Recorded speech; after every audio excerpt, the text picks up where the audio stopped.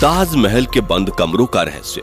दोस्तों, होगी इस दुनिया में एक से बढ़कर एक इमारतें, लेकिन ताज जैसी कोई नहीं, क्योंकि इसकी बुनियाद में एक बादशाह ने अपना दिल रखा है। दोस्तों, ताजमहल कला का वो खूबसूरत उदाहरण है जिसे 17वीं शताब्दी के मुगल सम्राट शाहजहां ने अपनी सबसे चहेती बेगम मुमताज महल के लिए उसकी याद में बनवाया था।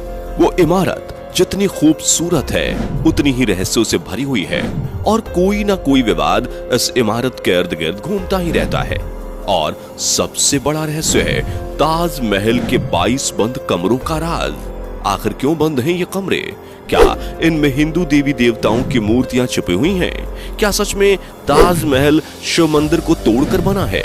और सबसे बड़ी बात दोस्तों, क्या आपको पता है कि बिना सीमेंट के ताजमहल कैसे बनाया गया? जबकि आज तो बड़ी बड़ी बिल्डिंग्स और पुल वगैरह सीमेंट से ही बनते हैं और 100-100 साल तक खड़े भी रहते हैं, लेकिन ताजमहल तो बिना सीमेंट के बनाया गया है। तो फिर कैसे वो करीब 350 सालों से इतनी मजबूती से खड़ा है? फिर चाहे कितना ही बड़ा भूकंप आ जाए, चाहे कोई भी नेचुरल डिजास्टर हो जाए, ताजमहल वहीं का वहीं खड़ा है। आखिर कैसे? और क्या आपको पता है कि उस समय ताजमहल कितने रुपयों में बनाया गया होगा? और क्यों ताजमहल में आज तक कोई लाइट्स नहीं लगाई गई है?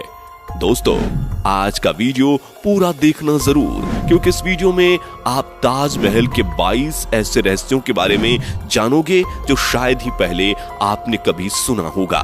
बस वीडियो को स्टार्ट करने से पहले वीडियो को एक लाइक करके चैनल को सब्सक्राइब कर लीजिए। चलिए शुरू करते हैं।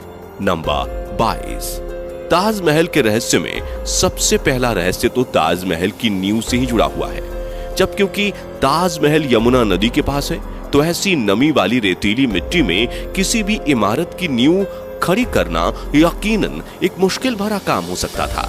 लेकिन दाद देनी पड़ेगी उस वक्त के मुगल सल्तनत के इंजीनियर्स की, जिन्होंने इतनी नमी वाली जमीन में ऐसी पक्की नींव बनाकर तैयार की जिसके बलबूते आज भी इतनी बड़ी इमारत सही सलामत टिकी हुई है। दरअसल ताजमहल की नींव बनाते समय ताज के चारों ओर बहुत से कुएं खोदे गए। इन कुओं में ईंट पत्थर डालकर इन पर आबनूस और महोगनी की लकड़ियों से ताजमहल की फाउंडेशन बनाई गई। ये कुएं ताज की नींव को मजबूत बनाते हैं। आबनूस और महोगनी की लकड़ियों में एक खासियत होती है कि इन्हें जितनी नमी मिलती रहेगी ये उतनी ही फौलादी और मजबूत रहेंगी। और इन लकड़ियों को नमी ताज के पास बहने वाली यमुना नदी के पानी से मिलती है। यमुना के पानी का स्तर हर साल घट रहा है और लकड़ियों में नमी की कमी आ गई है। यही वजह है कि सन 2010 में ताज में दरारें देखी गईं। दोस्तों, आपने देखा होगा कि ताजमहल के आसपास के चारों मीनार एक दूसरे से परपेंडिकुलर खड़े हैं। मतलब यह कि ताजमहल की जो 4 मीनारें हैं ये बिल्कुल सीधी नहीं खड़ी हैं, बल्कि चारों बाहर की तरफ हल्की सी झुकी हुई हैं। और इन्हें ऐसा ही बनाया गया था ताकि भूकंप जैसी आपदा आने पर अगर ये गिरे भी तो बाहर की तरफ गिरे। दरअसल ऐसा इसलिए किया गया है कि अगर कभी जोर का भूकंप आता भी है तो वह चारों मीनार ताजमहल से दूर जाकर गिर जाएं और इस तरह भूकंप के झटके ताजमहल तक पहुंचने से पहले ही इन मीनारों में ऑब्जॉर्ब हो जाएं और ताजमहल को कोई नुकसान ना पहुंचे। नंबर 20, हजारों टूरिस्ट जो ताजमहल देखने आते हैं वो ये नहीं जानते कि वो जो सामने देख रहे हैं वो ताज का पिछला हिस्सा है। दरअसल जो शाही दरवाजा है वो नदी के किनारे दूसरी तरफ है। आज ज्यादातर टूरिस्ट ताज को वैसा नहीं देख पाते जैसा कि शाहजहां चाहते थे। मुगल काल में ताज तक पहुंचने के लिए नदी ही एक मुख्य रास्ता थी और ये एक तरह का हाईवे था। बादशाह और उनके मेहमान नाव में बैठकर यहाँ आते थे। नदी के किनारे एक चबूतरा हुआ करता था। नदी बढ़ती गई और वो बहुत पहले ही नष्ट हो गया। बादशाह और उनके मेहमान उसी चबूतरे से ताज आया करते थे। नंबर 19, दोस्तों, ये कहा जाता रहा है कि शाहजहां ने ताजमहल बनाने वाले वर्कर्स के हाथ कटवा दिए थे, लेकिन ये बात एक अफवाह जैसी लगती है क्योंकि इस बात का कोई प्रमाण मौजूद नहीं है। बहुत से इतिहासकारों का मानना है कि शाहजहां ने वर्कर्स और कारीगरों को जिंदगी भर की पगार देकर उनसे इकरारनामा लिखवाया था कि वो ऐसी कोई दूसरी इमारत नहीं बनाएंगे, क्योंकि 20,000 वर्कर्स जिन्होंने ताजमहल बनाया था, क्या एक ही दिन में उन सब के हाथ काटना मुमकिन लगता है? क्या सबको एक एक करके बुलाया गया कि आओ यह दिन इतने मजदूर के हाथ काटेंगे और उस दिन इतने मजदूर के हाथ काटेंगे? अगर ऐसा होता तो जैसे ही हाथ कटने शुरू होते तो बहुत से मजदूर भाग खड़े होते और हिस्टोरिकली देखा जाए तो इस चीज का जीरो एविडेंस है। नंबर 18, कुतुब मीनार भारत की सबसे ऊंची मीनार है, लेकिन शायद आपको जानकर हैरानी होगी कि ताजमहल की ऊंचाई कुतुब मीनार से भी ज्यादा है। ताजमहल 73 मीटर ऊंचा है, जबकि कुतुब मीनार की ऊंचाई 72.5 मीटर है। नंबर 17, ताजमहल के साथ में उसके 22 कमरों का रहस्य भी जुड़ा हुआ है, जिसके बारे में लोगों का कहना है कि उन 22 कमरों में हिंदू देवी देवताओं की मूर्तियां बंद हैं। दरअसल दोस्तों, जब यह अफवाह ज्यादा फैलने लगी और कुछ मीडिया वालों ने सोशल मीडिया पर डिबेट को जबरदस्ती जारी रखा, जिसके चलते ASI के सोर्सेज ने इंडियन एक्सप्रेस को बता दिया कि जो 22 रूम्स हैं, असल में ये रूम्स नहीं है, बल्कि यह एक लंबा सा कॉरिडोर है जिस पर दरवाजे लगाए गए हैं। और ऐसा भी नहीं है कि इन बंद दरवाजों को सदियों से खोला ना गया हो। ASI के स्टाफ के अकॉर्डिंग हर 1 से 2 हफ्ते में इन बंद दरवाजों को खोलकर अंदर की सफाई की जाती है। इन सब के बावजूद प्रोपागेंडा थमने का नाम नहीं ले रहा था, जिसके बाद आर्कियोलॉजिकल सर्वे ऑफ इंडिया ने इन बंद कमरों के अंदर की फोटोज पब्लिकली दिखा दी। ये देख लो, इन कमरे के अंदर का नजारा कुछ ऐसा दिखता है। आगरा के ASI चीफ AK पटेल ने इंडिया टुडे को बताया कि ये पिक्चर्स अब ASI की वेबसाइट पर लाइव आपको मिल जाएंगी और कोई भी इन पिक्चर्स को देख सकता है उनकी वेबसाइट पर जाकर। नंबर 16, दोस्तों, बिना सीमेंट के आखिर इतना बड़ा मॉन्यूमेंट खड़ा कैसे हो गया, जबकि सीमेंट का आविष्कार 1824 में एस्पिदीन नाम के एक इंटेलिजेंट इंसान ने किया था, जो कि इंग्लैंड में रहते थे, और इन्होंने ही दुनिया का सबसे पहला सीमेंट कंपनी बनाया था, जिसका नाम था पोर्टलैंड सीमेंट। और ताजमहल का कंस्ट्रक्शन 1631 में शुरू हुआ और 1648 में जाकर पूरा भी हो गया, लेकिन बिना सीमेंट के ही यह खड़ा हो चुका था, जिसे आज तक एक भी खरोंच नहीं आई। दरअसल सीमेंट के इन्वेंशन से पहले कंस्ट्रक्शन के लिए खास तरह का पेस्ट इस्तेमाल किया जाता था, और ताजमहल को बनाने में जो सीक्रेट पेस्ट का इस्तेमाल होता था उसमें गुण, बतासा, बेलगरिका, पानी जैसी और भी बहुत सारी चीजों को डालकर पेस्ट बनाया जाता था। नंबर 15, ताजमहल का निर्माण 1631 में शुरू हुआ था और 1653 में लगभग 22 साल तक 20,000 मजदूरों की कड़ी मेहनत के बाद इस खूबसूरत नायाब इमारत को तराश कर बनाया गया था। ताजमहल के निर्माण के लिए हर चीज को हीरे की तरह परख कर चुना गया था। ताजमहल की दीवारों पर जो नक्काशी है, इसकी तकनीक इटली के कारीगरों से सीखी गई थी। उज्बेकिस्तान के बुखारा से संगमरमर को तराशने वाले कारीगर बुलाए गए थे। ईरान से संगमरमर पर कैलीग्राफी करने वाले कारीगर आए थे और पत्थरों को तराशने के लिए बलूचिस्तान से कारीगरों को बुलाया गया था। नंबर 14, 1857 की क्रांति के दौरान अंग्रेजों ने ताजमहल को काफी नुकसान पहुंचाया। उन्होंने लैपिस लाजुली जैसी कई बेशकीमती रत्नों को ताजमहल की दीवारों से खोदकर निकाल लिया था।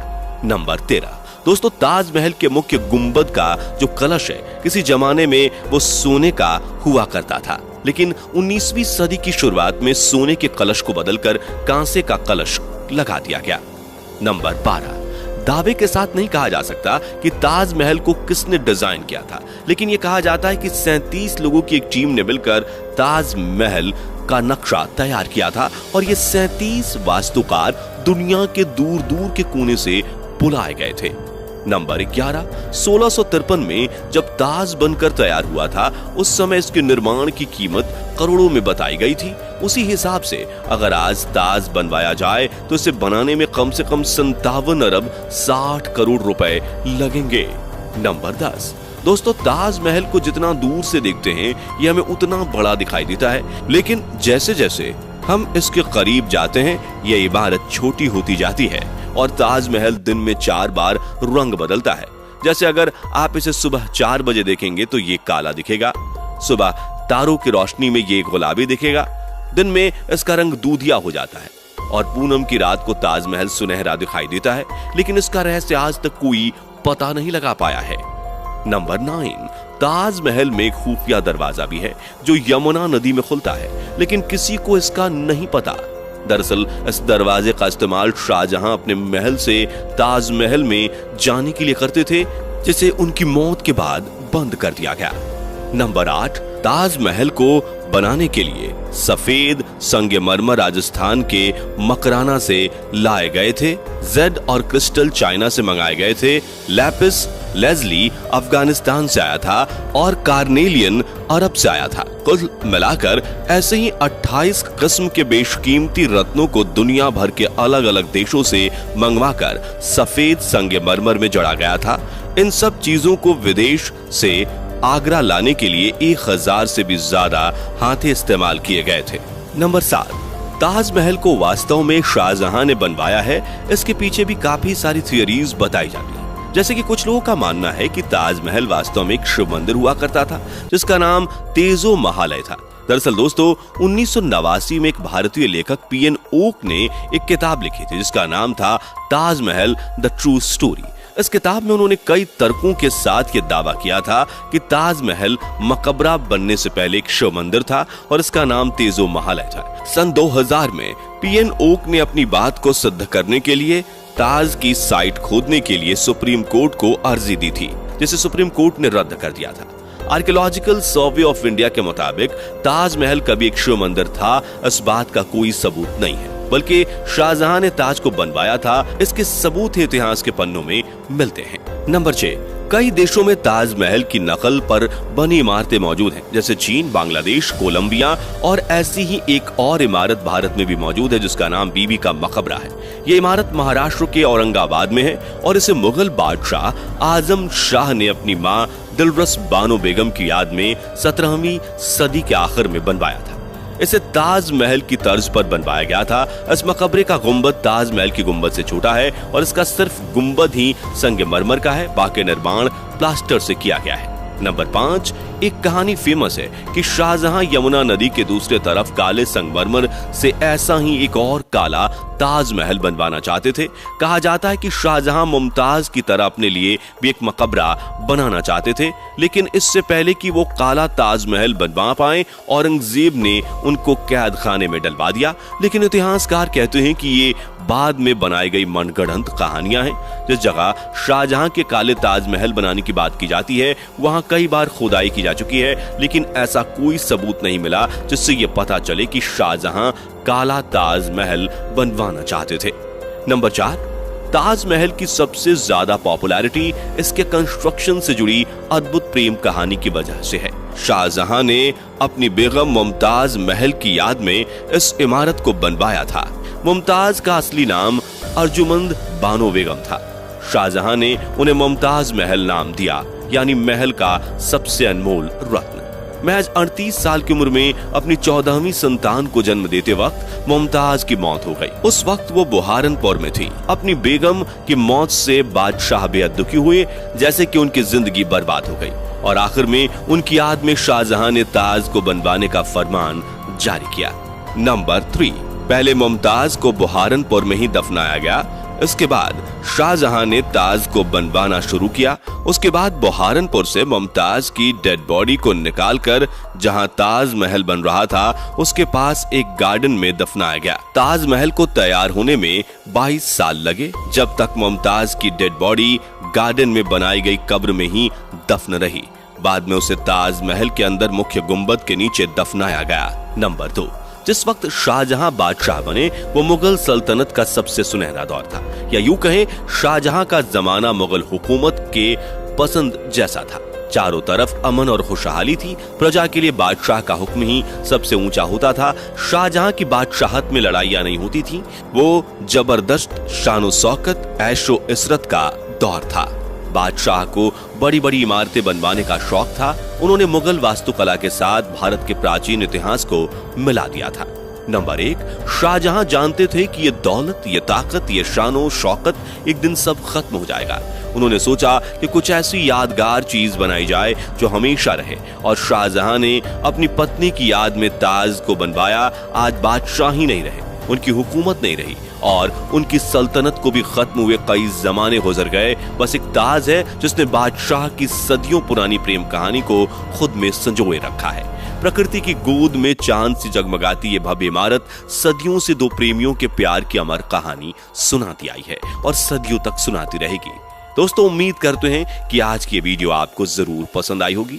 साथ ही आप किस शहर में रहते हो और क्या आपने ताजमहल देखा है, हमें कमेंट करके बताइए और चैनल को सब्सक्राइब करके वीडियो को ज्यादा से ज्यादा शेयर जरूर करें ताकि यह जानकारी हर किसी को मिल सके। और दोस्तों आप किस तरह का वीडियो देखना चाहते हैं हमें जरूर बताएं।